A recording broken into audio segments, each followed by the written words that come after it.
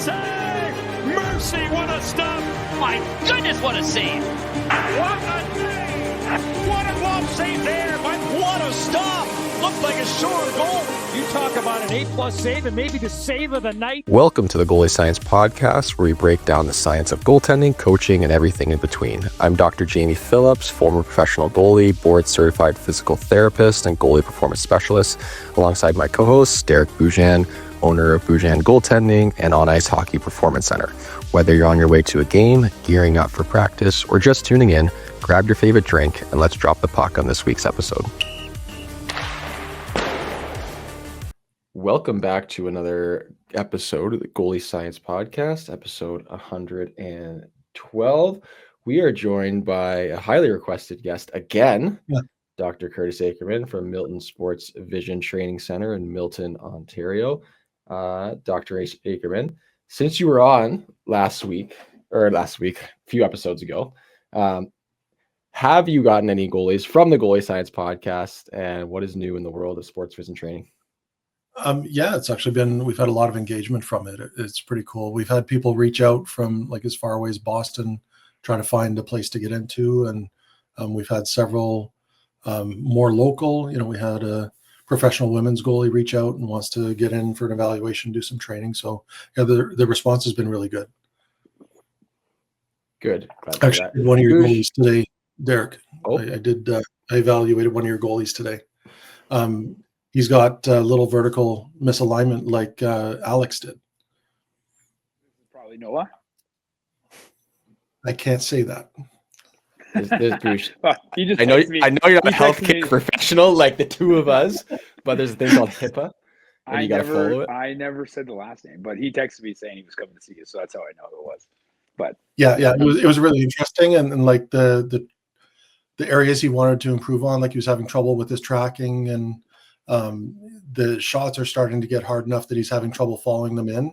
And when we did our evaluation, like everything aligned with that. Like his eyes are not quite pointing at the same level. It just, everything went along with what he was having trouble with. He's a big kid. Like if he's doing okay now, like I told him in a couple of weeks, he's going to be doing a lot better. And this is a perfect example of why just doing stuff on an app and doing stuff by yourself don't work, because otherwise you would never know that your eyes are pointed in opposite directions, and you're right. you're like a you'd be training your bad habits. You would have the problem, and you would just continue to train it and make it worse.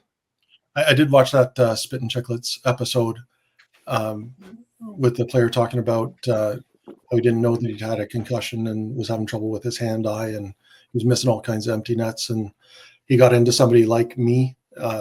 And he said the next year he scored 27 goals, and that's when his career kind of took off. And I'm sitting there going, yep, this is what I do. This is, how do you let people know, right? This is how we let them know.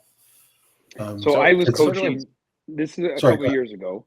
I remember coaching a goalie who had a concussion, and I remember the dialogue with him was like, he said to me, it's like somebody had the game in fast forward, and I was trying to keep up to a game that was playing at like 1.5 speed.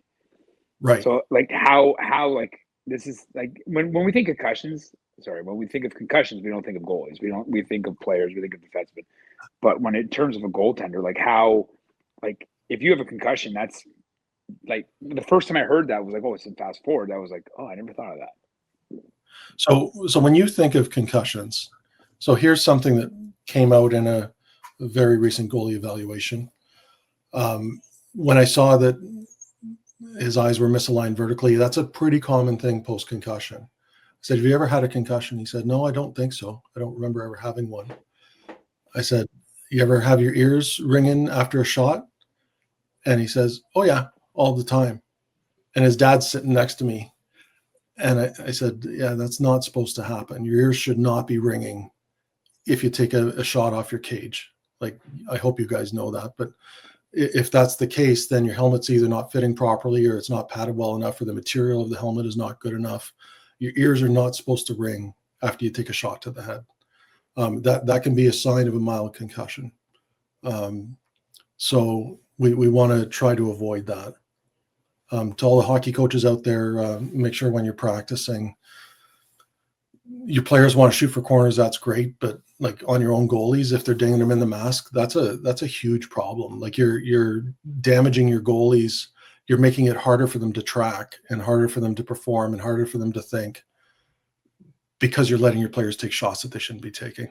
Like do a better job coaching shooting. Pick a corner. They should always be picking corners, not picking masks. You live in a fairy tale world. I was a shooter, right? Like when I practiced on goalies, when was the last time you hopped on the ice with 12-year-olds? 5-hole. Right. Oh, so wait, we're not supposed to do drills where they shoot 3 pucks at the same time at our heads? Yeah. Well, honestly, so I was going to say something there too is, if you're a parent listening, don't skip. If you're going to, like, being a goalie is expensive. If you're going to invest in this, spend the money on a helmet. Like if you're going to foreigners or something, don't cut it on the helmet, which is actually, I'm going to ask Bauer. I'm curious to why, like, companies, they'll have their pro version helmets and then they have lower versions. And I know that sometimes people don't shoot, as hard, and maybe a Bauer 960, does a kid need that? Is it too heavy? Like, I don't know, but it seems like one of those ones where, like, they should just, every helmet should be the highest quality. Yeah. Like the more I see, the more I do a lot of concussions. I don't think the helmet standards are where they need to be. Like, I know when Colin, when he first started playing net, I didn't even think about it. Like, to me, if there's a goalie helmet, then it's probably good quality, right? So I got him a Wolverine mask. He went out and he played with the Bauer Wolverine. It looked awesome. And then that year he played select, and the next year he moved up to AAA. And all of a sudden his ears are ringing, and he's taking shots to the head, and he's like, I can't hear. I said, did you get hurt by that shot? He said, well, I couldn't hear for 3 minutes after. Actually, I went into your place, Spooge, and we picked up a better helmet right away. I was like, oh, what am I doing?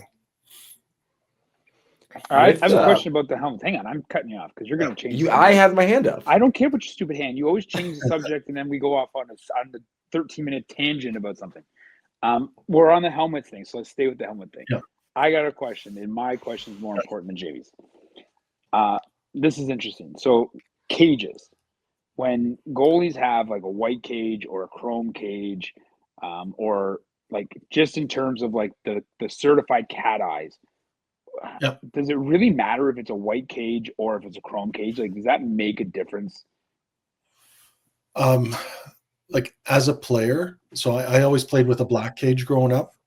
And when the white cages became popular, I tried to switch to it. And I would look down for the puck, and I found that the white was blocking out the puck. I couldn't see. My brain was converting the white into ice. So if the puck was partially obscured by the cage, I was missing it. Now, one thing I noticed with Colin's cages, and the players' cages have started doing it more too, is, the bars used to be circular. And what they've done is they've gone to a thinner lengthwise cage. And the optics of that is far, far superior. Like if you can get a thin wire that's got the same safety rating, the angle of the cage, where a mask is sitting is super important. And you guys were both goalies, like if your eye hole's here, but the cage is sitting too high, now you can't see my eyes, and I can't see the puck through the right spot. So having a mask that fits properly is super important visually. And then if you can find a cage where it's got a thin edge where you're looking through, then the color of it isn't going to matter as much because it's not blocking as much of the visual space. But if you've got like a thick round bar, then I would say go with preference, because you're not really getting, like, have you guys played with chrome cages? You don't really get a reflection off it that bothers you. Not that I've ever experienced anyway. So for me, it's always been, kind of where the cage is sitting in front of you. The cat eye is nice because you don't have anything in front of you, but you got to make sure, like, kids are playing the butt end, the butt end of the stick rules seem to have been lax since I played. You used to not be allowed to have a butt end on your stick that was small enough to fit through the hole on a cage. But now guys are going with like one rim of tape around, or some of the new roll-up sleeves are super thin. So the last thing you want is a goalie in front of the net where, a kid, you'll see some kids, I happen to have a hammer here. You'll see some kids that play with their stick kind of hanging out like that. And if they've got a little butt end there, that's going through your cage if you get hit wrong, right? So you want something that's safe as well. And you'll see that once in a while. So you had a hammer randomly. Hey, look, I have a hammer. Yeah. I want to talk about Matthew Gabriel and Spit and Chicklets there. So we said he had a concussion or an undiagnosed concussion. When a goalie or a player walks in and even if they're asymptomatic, what are like the biggest things that you tend to see where their vision training, or I guess that would be the symptom, is their performance training? Where's it lacking? And what? So I do a lot multi-object, and I do a lot of concussion work. I do a lot of sports. I do a lot of hockey players, and I do a lot of automobile concussions. So when we do our concussion evaluations, we use computerized eye tracking, super helpful. We do kind of a similar to our sports vision workups, where we'll check the vision alignment in different directions of gaze. A lot of post-concussion patients will have different vertical alignment depending on where they're looking. So their eyes, their world is shifting all over the place. We do on our Synaptech, I have a program on there that allows us to measure if somebody's visually tunneling. So when you have head trauma, the brain goes into a bit of fight or flight mode. And when it does that, we tend to get tunnel vision. You know, the cavemen that could get away from the cougar behind them were the ones that survived. If a second cougar got them, that was just bad luck.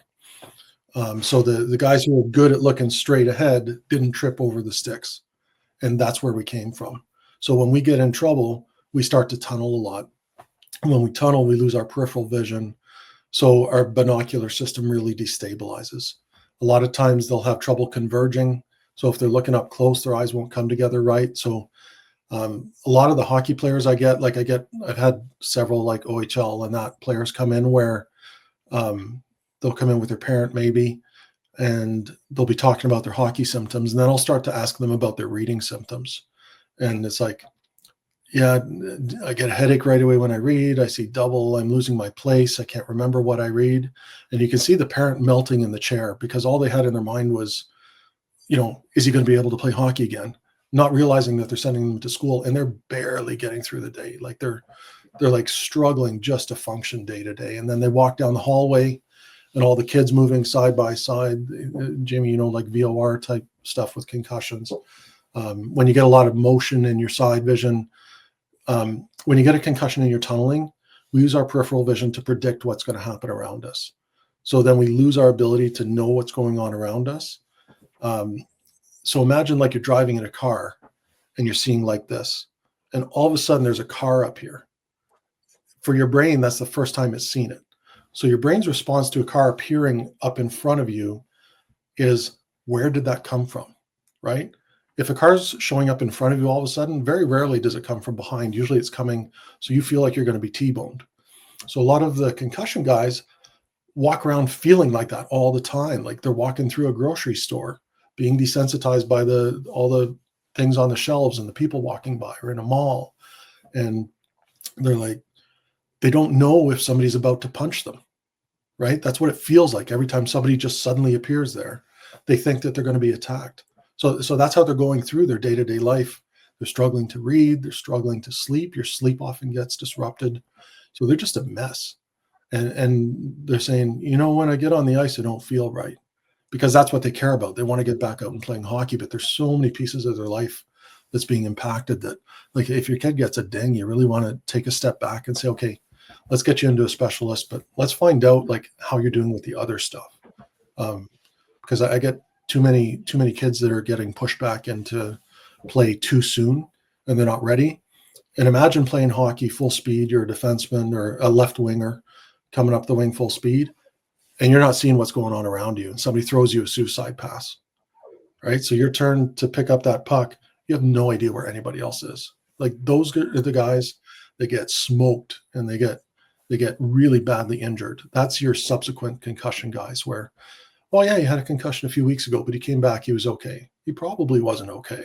You know, when that kid gets hit that second time, that's because they didn't see what was going on around them. So we can retrain that. And the brain likes having open peripheral vision, and once we open them up, the binocular system often stabilizes really quickly. Sometimes it takes a little bit longer to get the convergence working and the pieces that work with the reading, but a lot of times, like I'll have, I had one kid, he was in the OHL and big, 6'3", fast, strong, scouted for the NHL and everything. And I got a call from a buddy who's a coach, and he said, listen, I got this kid he's been out for 2 months and he can't get back to play. And I'd helped this guy's son get back to play when he was out. And he sent him in to me, and often like the whole visual system is a mess, but this kid was mostly just tunneling. And I said, I think if we can get you opened up, and usually once we remind your brain how to do that, it gets better quick. I said, I think you're going to feel better pretty fast here. And he'd been through the physio, like he'd done everything he was supposed to do to get his neck in a good spot and his back and all of his muscles, but his visual system was just not functioning right. And we did like 2 therapy sessions a week. He was at the point where it was like, I don't want to play hockey anymore. I don't like the way this feels. I can't, if this happens to me again, how am I going to function? And so he was worried that he just wasn't going to play ever. He was just done. His career was done, and that was okay with him. And so we started to do a little bit of therapy with him. We got him opened up.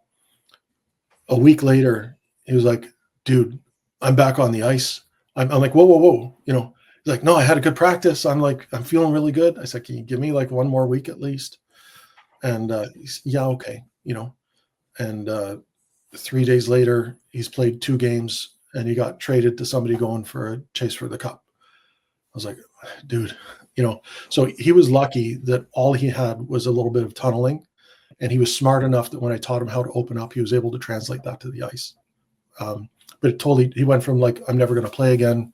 Now he's been to a few pro camps, a year or 2 later. His brother was in a pro system, and I won't say which team.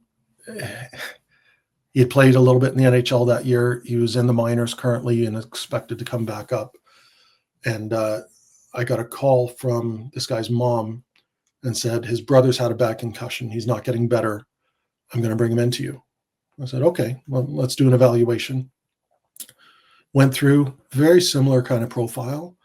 And then the guy was a little bit sheepish through it. And he said, I'm not supposed to be here. I said, what's going on? He said, the NHL teams have full control over where I can get my training done, and they're supposed to be guiding this. And his mom had actually driven to the States, taken him away from the team and brought him up to get evaluated because he'd been a couple of months and not functioning well. He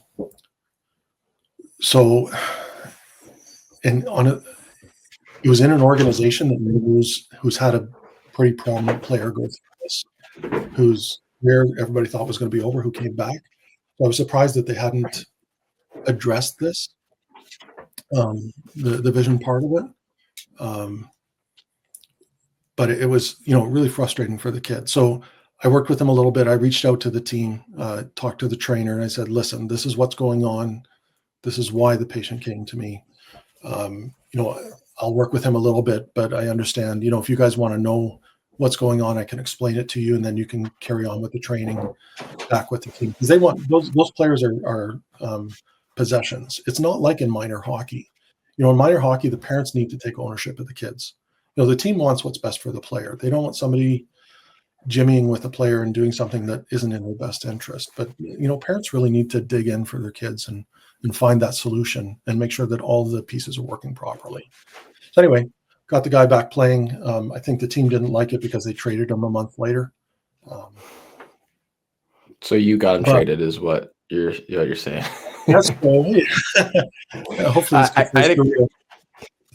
I had a handful of questions here. I'll ask them one at a time. But going to that, basically, the immediate thing is, in your experience, in order to work for an NHL player or an NHL contracted player, do you have to be like NHLPA certified practitioner in order to work with a player in season, or is like, how does that process work to the best of your knowledge?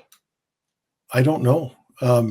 I would imagine, like, I think that you'd have to be certified by the team. Like, I think the team owns the players' rights to who they're going to be seen by. I know even for the OHL teams, the team is, I think, always been involved with any of the OHL players I've seen for that. You know, if I'm doing something like goalie training, I can train any goalie. They don't need permission from their team to do that. But I think when you're talking about something like concussion management, that's a pretty big asset. You know, teams invest a lot of money in those players. So my expectation that would be that, like, if a player wanted to come see me, for example, I think that they could approach the team and ask for permission for that. And then the team would probably reach out to me and tell me what their expectations were. I've had a few American college teams where they've had players come up to me and we had a full dialogue with the trainer to discuss, you know, what had been done. How do I normally approach this? What have I found? Like, I've had kids come up from the States, get evaluated, send them back down and tell them, you know, these are the things that we want to do. This is how I want you to do it. This is what you're looking for. This is how you're going to know when they're better. And sometimes we'll do a little bit of remote therapy with that. It's a lot easier to do these things in person. But like, there are a lot of, for concussion management, there's a lot better access to that from a vision standpoint than there is to the sports vision. Sports vision's trickier because you need the knowledge of the concussion management and the visual system. But to be good at it, you also need the knowledge of the sport. And there just aren't as many people who, you know, played a sport at a high enough level to understand how to communicate that. But going into when you said a lot of these athletes post concussion are tunneling, is that what's the reason for that? Are they just in a very sympathetic state post concussion? Exactly. Is that why the tunnelings exist? Yeah. So one of the things that we do in our therapy, we've added what's called syntonics. It's photobiomodulation. So the autonomic nervous system controls things that we're not consciously doing: breathing, heart rate, kind of anxiety levels, if you want to think of it that way. How heightened am I? How depressed am I? And a lot of times when you're post-concussed, that gets out of whack. So your sympathetic and your parasympathetic can get out of whack. Some people go super sympathetic where they're like total fight or flight mode all the time. Some people go parasympathetic where they're in like total shutdown mode. So with syntonics, we use specific color frequencies, wearing like filters or using special colored light to try to reset the autonomic, the sympathetic parasympathetic balance. And then that helps speed up the therapy. That makes sense. So now this might overlap a little bit into kind of like what I do, because I do a lot of concussion rehab, not in the vision side, but like you said, the head and neck and balance stuff. Do you ever integrate things like a Burtec system or any of that in their training, like in the balance and proprioception side, or is it mainly just the eyes that you're working with? Today's episode of Goalie Science is sponsored by Milton Vision Optometry. Go to miltonvisionoptometry.com. Let them know that you're coming from Goalie Science. You can use the code Goalie Science for a discount off your first evaluation and your pack of sessions. If you are not located in the Toronto area and you're not able to travel, shoot them a message. Dr. Ackerman set up some really cool stuff for some remote training and some free resources. So once again, thank you to Milton Sports Vision Optometry for sponsoring today's episode. Go to miltonvisionoptometry.com to book your first session. Now back to the episode. Yeah. So if I have, what usually happens is I'll get somebody who's gone to physio, because people associate concussion rehab with physiotherapists, and for good reason. Like, you guys handle a big chunk of it. So it's less common that people come to me first. I'm starting to be found first more because the people who've been through our clinic, when somebody feels better, they tell everybody. And so I'll get patients from physio who've been treated for months or sometimes years. I've got a few patients that are like 5 years out of their concussion. They never got all the way better. And then it's their visual system that's holding them back the rest of the way. So we're kind of resetting that. My preference, like if somebody has a physio, is to work with the physio. You know, I want you to handle the physical rehab part of it. But we do incorporate. So I have a computerized balance board that we use. We use it for baseline, and you're probably familiar with it. So we can measure, we can separate out the overall balance from the visual system, the vestibular, which is your inner ear, and your proprioception, which is the signals that are coming back from your body. So when your balance is off, it's usually that the three of those systems are not sending the same information to the brain. So in some of our really severe, like especially the automobile accident people, they might have broken their back or broken their leg, and then the signal that's coming to the brain isn't the same signal that used to come up there. Think of your goalies. A lot of them are having maybe maybe not your goalies, but hip dysplasia issues. And like for the guys who aren't doing enough stretching and enough core exercises, enough proper strengthening, their joints are starting to break down. Now, when the joints start to break down, the signal that the brain's getting saying, I pushed this hard, the feeling that's coming in the leg doesn't match. It's a slowed or delayed or impeded signal. So the brain is feeling like, okay, I pushed with 10 units, but I felt with the resistance on my skate, I pushed 8 units. But my inner ear is feeling me move at 6 units because I didn't move as fast because my legs aren't as strong. And my visual system is seeing me move at 6 units. So my vision and my ears are matching, but my body's not matching. And that's where you get goalies lost in space when they're post-concussed, or they're injured or things like that. So if you guys have ever had an injury to your arm and you go to catch something and it's like, always going off the heel, that's because what you're seeing isn't matching what you're feeling yet. And that's why, like I have one goalie right now that I've been training. He's a junior goalie, and we were doing sports vision. He was doing amazing. Everything's getting better. Every week he'd come in and be like, dude, I had the best game of my life this week. I had the best game of my life this week. I tore my groin this week. I was like, oh. So he's making all this progress. He was getting ready. We're getting towards the end of the season. He's on a run, on a heater, and he can't skate. So he did his PT, his physical rehab. I said, get into your PT right away, get going on that. And then once he got to the point where he could be on skates again, he got out for practice and he's like, dude, I can't stop anything. I said, it's okay. Like, your signals aren't matching yet. We just need to get you back through some training. So we do a lot of balance work in our vision system, not so much to do physical rehab. Like, I'm not working on strengthening muscles and joints and things like that, but I'm trying to retrain the brain to say, okay, when I see this and I feel this and I feel this from my body, this is what's happening. And when we get those three things tied together again, the coordination goes like right back up. So like we regain, like if we've been doing sports vision on this kid, he came in today and he's been rehabbed for, I think, 3 weeks. His physio has been done and he's been doing, 3 more weeks of vision therapy. And he missed his session last week because he was in such a groove. A team had called him up to come practice with their high level team. He's like, dude, I was so good. I've been so good. I'm back on, So once we got everything back tied together, his play came right back up again. And then now he's back ascending. So he forgot to come in for training last week because he was so amped for practice. So that'll happen too. But yeah, so just trying to get the systems working together. So yes, we do balance work, but different from what you would do. I'm not looking at strengthening. I'm not looking at, the joint position. We'll do a lot of work on Bosu balls. So when we're loading exercises visually, so we'll train somebody how to do something, and then to load it, we'll put them on a Bosu ball. So like a flat, the flat table, we'll turn it upside down so they're standing on the table, and then they have to maintain their balance.